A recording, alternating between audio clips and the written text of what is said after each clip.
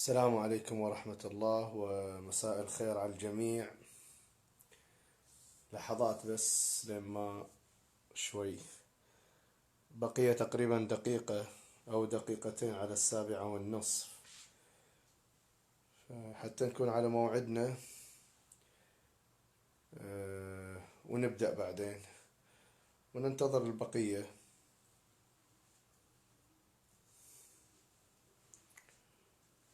ريثما تنتظرون نكتب العناوين.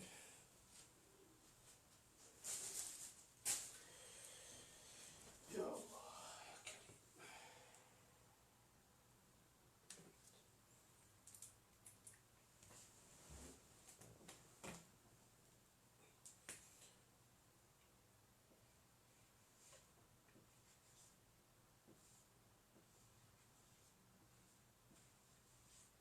طبعا اليوم راح ناخذ مجزوء البحر الوافر. أخذنا البحر الوافر الأسبوع الماضي اللي هو مفاعلة فعول. الآن راح ناخذ مجزوء الوافر وكيف نكتب على البحر الوافر، ومن ناخذ في طريقنا لمحة عن البحر الكامل. لحظات بس ونبدأ إن شاء الله.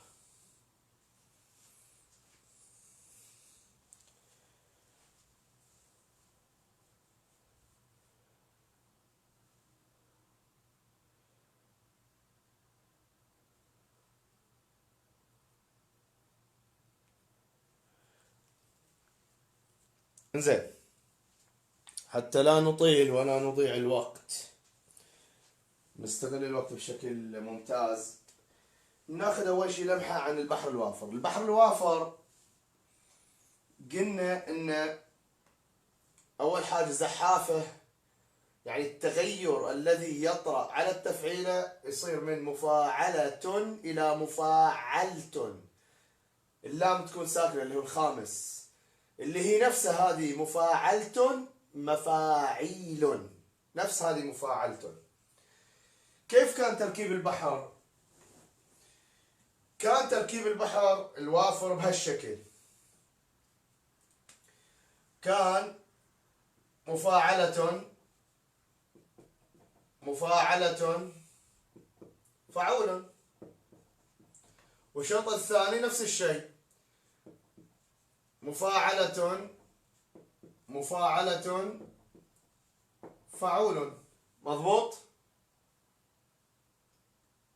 هذا البحر الوافر هالشكل، ثلاث تفعيلات، واحدة منهم صار لها علة اللي هي صارت مفاعي اللي هي نفسها فعول، فصار عندنا مفاعلة فعول، فعول. بحور الشعر وافرها جميل، مفاعلة فعول.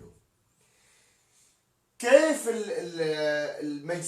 مجزوء واضح من كلمة انه مجزأ، يعني مجزوء البحر الوافر فقط بحذف التفعيلة الثالثة،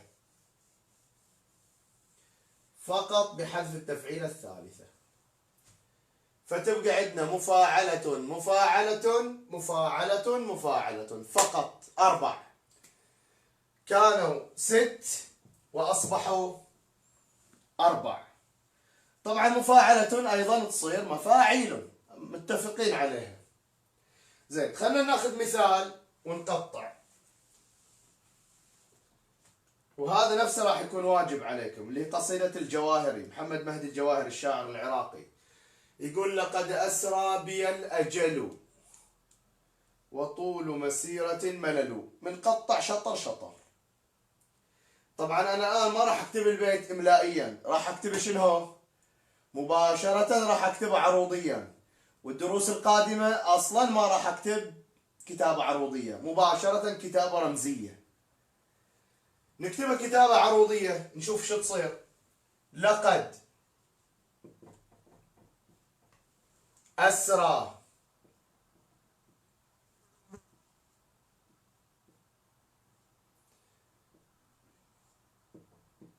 بيل، لاحظين بيل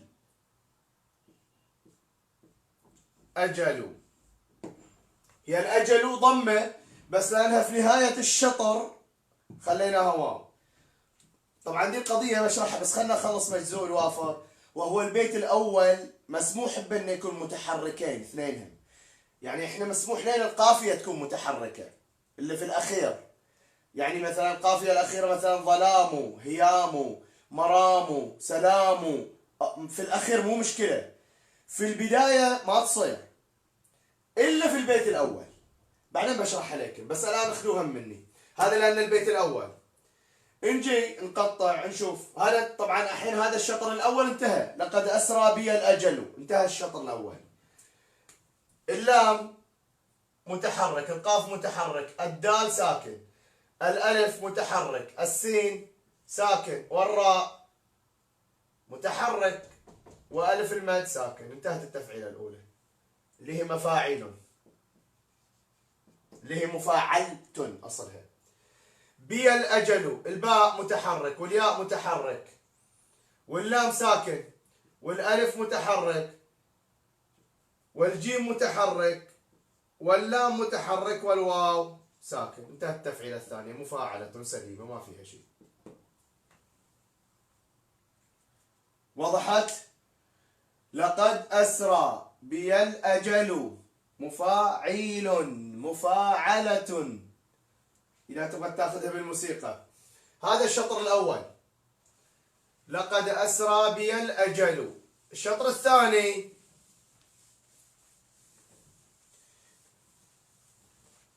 وطول مسيرة ملل، وطول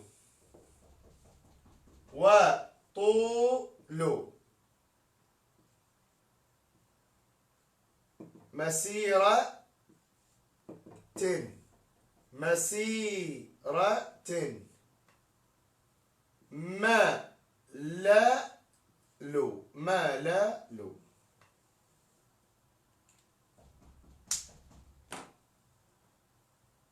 نقطعها. الواو متحرك، الطاء متحرك، الواو ساكن، اللام متحرك، الميم متحرك، والسين متحرك، والياء ساكن. مسي مفاعلة سليمة ما فيها زحاف. الراء متحرك، التاء متحرك، النون ساكن، الميم متحرك، واللام متحرك، واللام الثاني متحرك، والميم ساكن أيضا مفاعلة سليمة. خذوا لكم نظرة على البيت.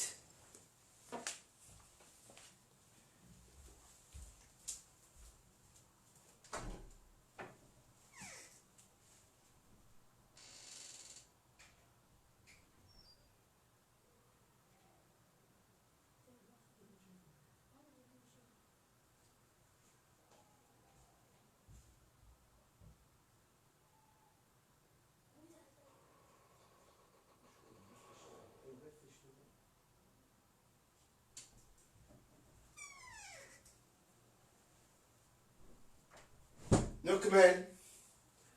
اعتذر عن المقاطعة. واضح؟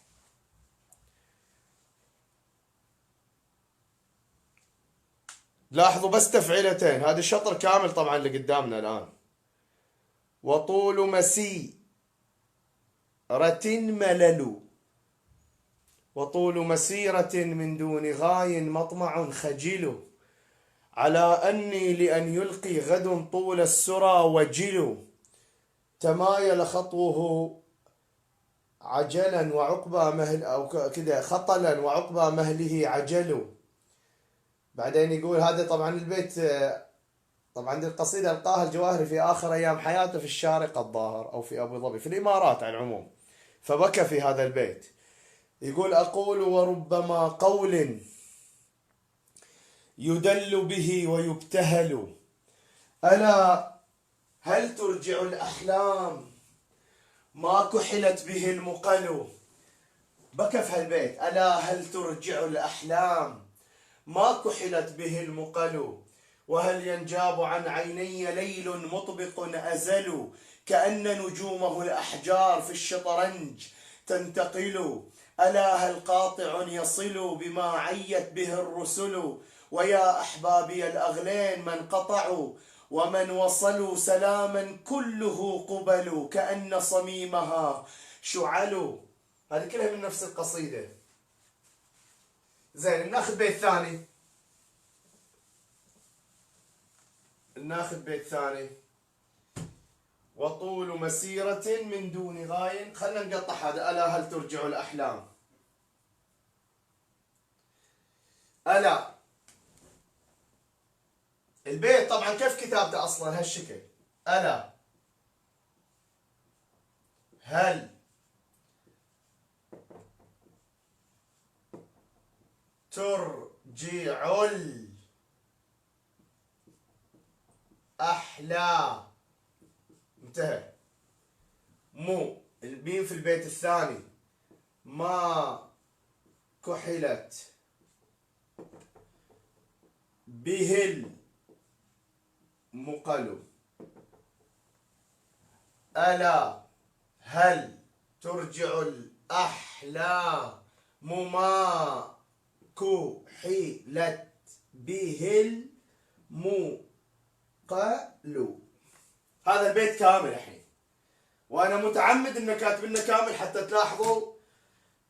طبعا هذه الحركه يسموها في العروض البيت المدور يسموه، يعني الكلمه الاخيره جزء منها في الشطر الثاني. الا هل ترجع الاحلام، هي كلمه الاحلام قطعت عند اللام الاحلى وكملت في الشطر الثاني. زين، نقطع ونشوف. ألا الهمزة متحرك واللام متحرك والألف ساكن، الهاء متحرك واللام ساكن والتاء متحرك والراء ساكن. إذا عند الراء، هذه عند الراء تنتهي تفعيل، صارت مفاعيل، اللي هي شنو قلنا؟ مفاعلتن. هاي الزحاف، مو بحر ثاني. واحد الحين يتلخبط يقول كيف بحر تفعيلة البحر الوافر هي مفاعلة، كيف تقول مفاعل؟ وضحنا، قلنا تسكين الخامس المتحرك مفاعلة، لا تن، هذه اللام صارت ساكنة فصارت مفاعلتن. هذه النطق السليم إليها مفاعلتن. بس احنا نختصر وش نقول؟ ما نقول مفاعلتن، نقول مفاعيل. ألا هل ترجي، الجيم متحرك والعين متحرك، اللام ساكن، الألف متحرك، الحاء ساكن، اللام متحرك والمد ساكن. انتهت. أيضا مفاعيل. الميم في البيت التكملة مو، الميم الثانية متحركة وهذه الميم دي متحركة وهذه متحركة والمد ساكن. كحلت الكاف متحرك والحاء متحرك واللام متحرك والتاء ساكن. انتهت التفعيلة. مفاعلة. به الباء متحرك والهاء متحرك واللام ساكن، الميم والقاف واللام متحركين والواو ساكن. مفاعلة. لاحظوا شيء، شوفوا لاحظوا الشطر الأول مفاعيل، الشطر الثاني مفاعلة، لأنه زحاف أقدر ألعب به، أقدر أخذ راحتي، مرة أكتب كذي مرة على حسب الحاجة، حسب أنا يعني حسب الكتابة اللي أريدها، ماذا أريد أن أكتب، الكلام اللي أريد أكتبه يناسب مفاعلة كتبت مفاعلة، يناسب مفاعيل كتبت مفاعيل.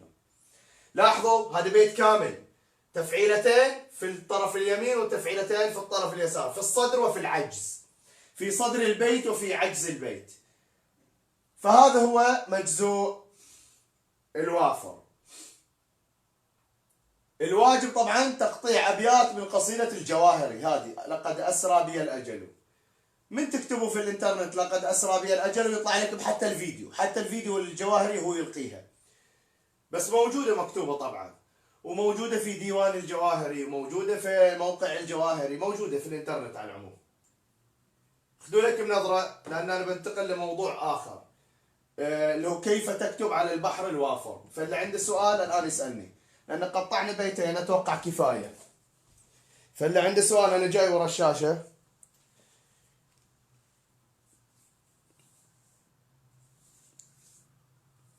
إذا أحد عنده سؤال أو استفسار يتفضل.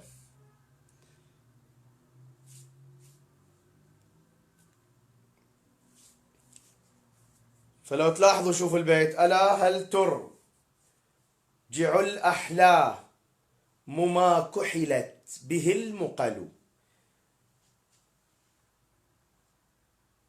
لأن البحر الوافر عندنا مفاعلة زي اللي قدامكم فعول في النهاية. هذه لا، هذه مفاعلة 4 تفعيلات في البيت فقط. تفعيلتان في صدر البيت اللي هو في الشطر اليمين، وتفعيلتان في عجز البيت في الجهة اليسار.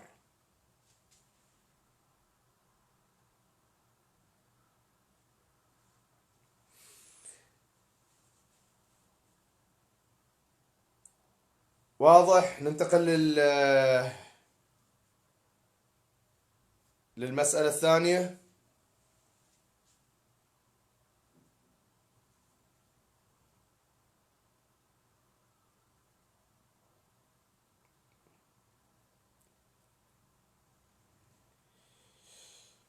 كيف أكتب على البحر الوافر؟ الكتابة على البحر الوافر من الأشياء خلنا أقول السهل الممتنع، أو خلنا أقول السهل الصعب. ليش؟ البحر الوافر أول حاجة بحر شبه مقتضب، فما ينفع فيه الإطناب. الإطناب كثرة الكلام ما يفيد فيه، كثرة التفصيل ما يفيد فيه.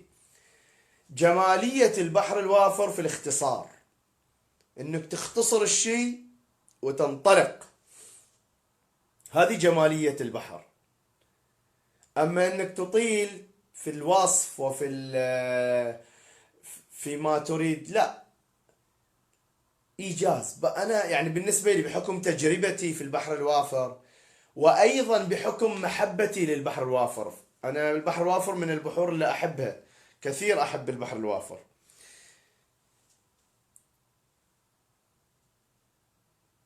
فالكتابة على البحر الوافر يراد لها هالشكل، يراد لها اختصار في المعنى، يكون معنى مكتمل وفكرة جذابة، انطلق في بيت كامل واذكرها.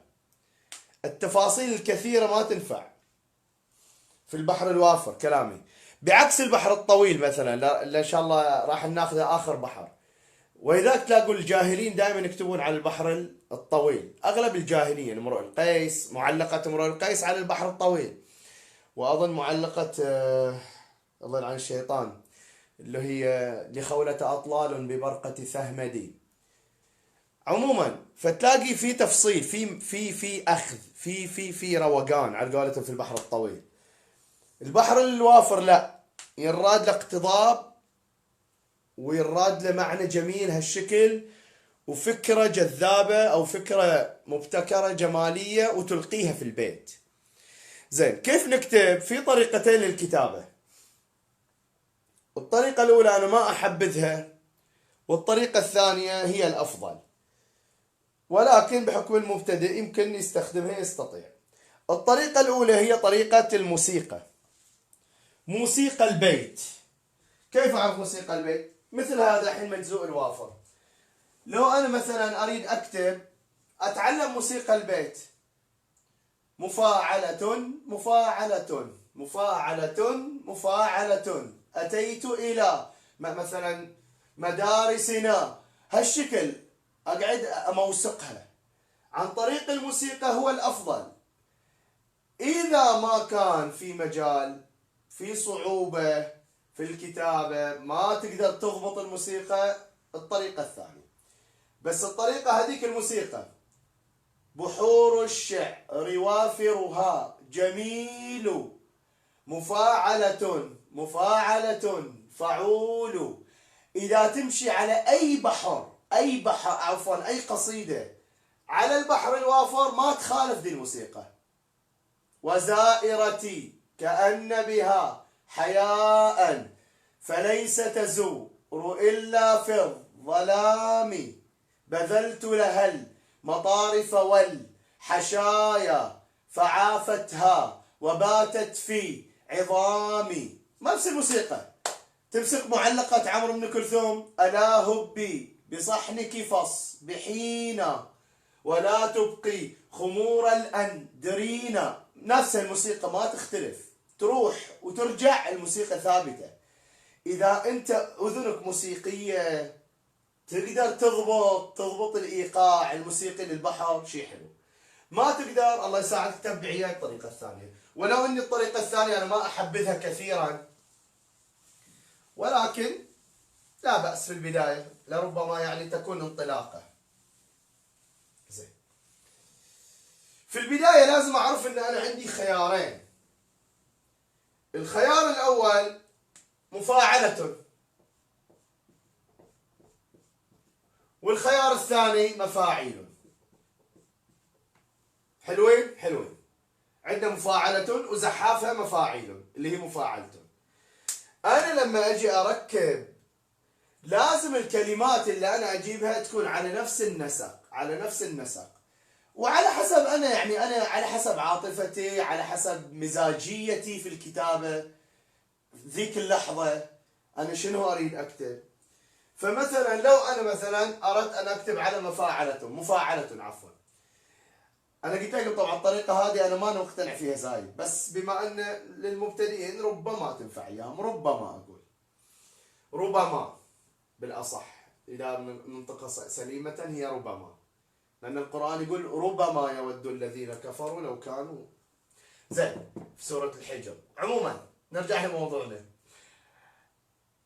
مفاعلة، إذا أجي عندي متحركين وساكن، فأقدر أستخدم كل أدواتي. مثلا لو أبغى أستخدم مثلا فأقول متى، جبت كلمة متى مثلا، متى. حلو.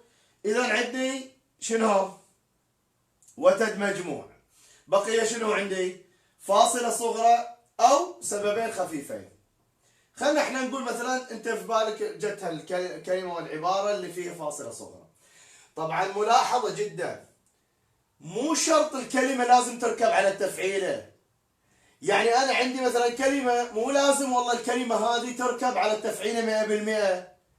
لا، ممكن جزء من الكلمة يكون في التفعيلة وتكمالها أو إكمالها يكون في التفعيلة التالية اللي بعدها. زي انتم ما شفتوا في بحر الأحلام، ألا هل ترجع الأحلام، وانتهى. مو في الشطر الثاني، الأحلام والميم في الشطر الثاني. فمو شرط الكلمة كاملة تكون في الفاصلة الصغرى أو في التفعيلة كاملة. وبعطيكم الآن مثال. مثلا متى وجدت، مثلا وجدت. سليم. زين، أنا أريد أكملها مثلا، مو شرط أريد هالشكل، أريد كلمة ثانية. مثلا متى كلماتنا، أجي متى مثلا كلماتنا. لاحظوا كلماتنا، لاحظوا كلمة انتهت عند هني. وهذا اللي أنا أقصده، إنه مو شرط إن التفعيلة كاملة لازم تكتبها نسخ لصق، لابد كوبي بيست. لا، لابد إن أنت تشوف أنت الكلمة اللي تريدها. إما إذا اكتمل المعنى في كلمة كاملة في التفعيلة لا بأس. لكن أنا كلامي إذا كنت تريد مثلا كلمة وجزء من الكلمة الثانية في التفعيلة بهالطريقة تكون. بس لاحظوا مهم جدا، إذا فصلت لابد أن الكلمة اللي بعدها توافق بداية التفعيلة من جديد. يعني بمعنى الحين كلمة لازم تنا، هذه تنا فعول أو فعو عفوا، اللي هي وتد مجموع، اللي هي لازم بدايتها هالشكل. لازم عشان ترجع ثاني مرة للتفعيلة. لأن مثلا لو جاء واحد كمثال نقول، لو جاء واحد وقال كلماتي مثلا، متى كلماتي مثلا، لما يقول متى كلماتي، لاحظوا وش بتصير كلماتي. حلو. بتصير تي. غلط. إذا لازم أبدل. ليش؟ لأن بدأت بسبب خفيف، وإحنا تفعيلتنا مفاعلة تبدأ ب وتد مجموع. وضحت الفكرة كيف الكتابة؟ مع أن أنا أفضل أنك تكتبوا على الموسيقى، بس بهذه الطريقة جيد إذا تكتبون بهالطريقة. إذا أحد عنده سؤال قبل لا أدخل النقطة الثالثة والأخيرة، إذا أحد عنده سؤال، أحد عنده شيء، تفضل.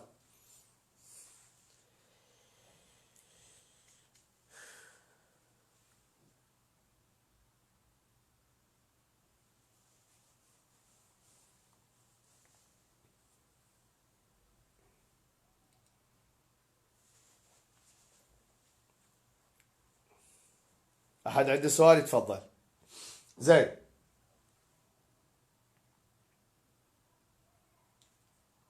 طبعا كل شاعر ان شاء الله نشوفه الاسبوع، المتابعين بالذات اللي يبغوا يكتبوا الاسبوع القادم كل واحد بيت شعر تكتبون لي على البحر الوافر.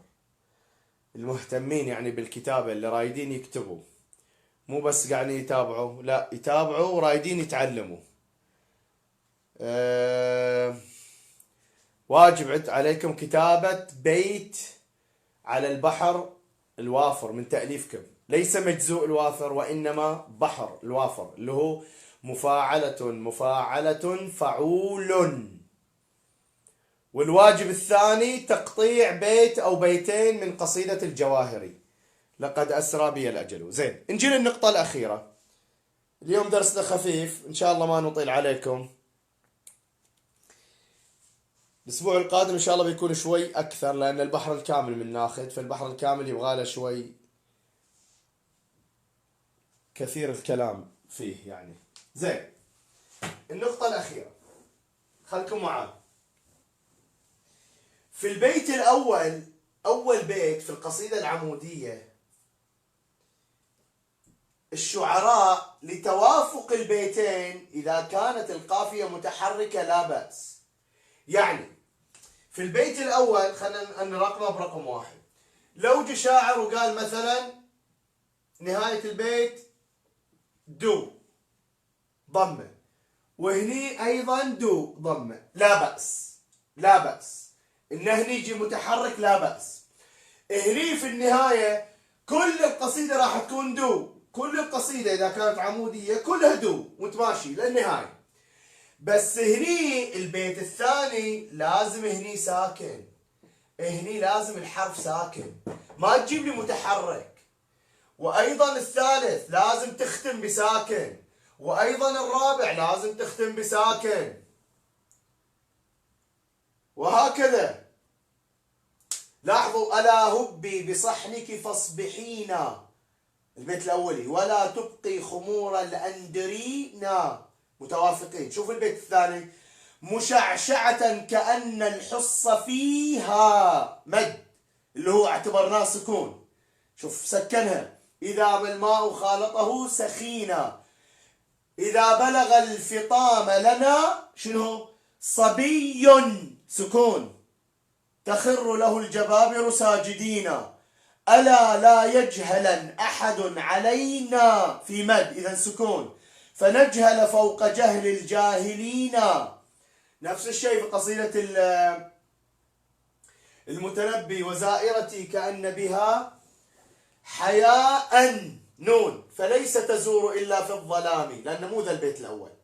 البيت الأول الظاهر كذا ملومكما، ناس إن البيت الأول عموما.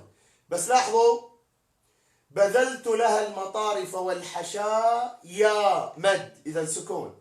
فهني البيت الأول مشفوع لك إن تجيب متحرك إذا كان متوافق، يعني مثلا دو دو مثلا، أو بي بي، أو أي يعني وات ايفر، يعني أيا كان. المهم أن تكون القافيتين متحدتين. هذه القافية في الشطر الأول في البيت الأول فقط. بقية الأبيات في الشطر اليمين اللي هو صدر البيت لابد كلها ساكن في النهاية، تختم بساكن، فقط تبقى على القافية، عادي مسموح. مثلا ختمت بدو مضمومة، إذا القافية كلها دو. وضحت؟ زين.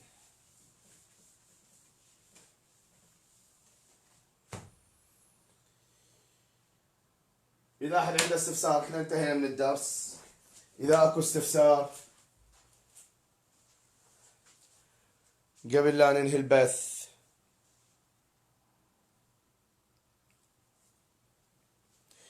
نستودعكم الله، في أمان الله.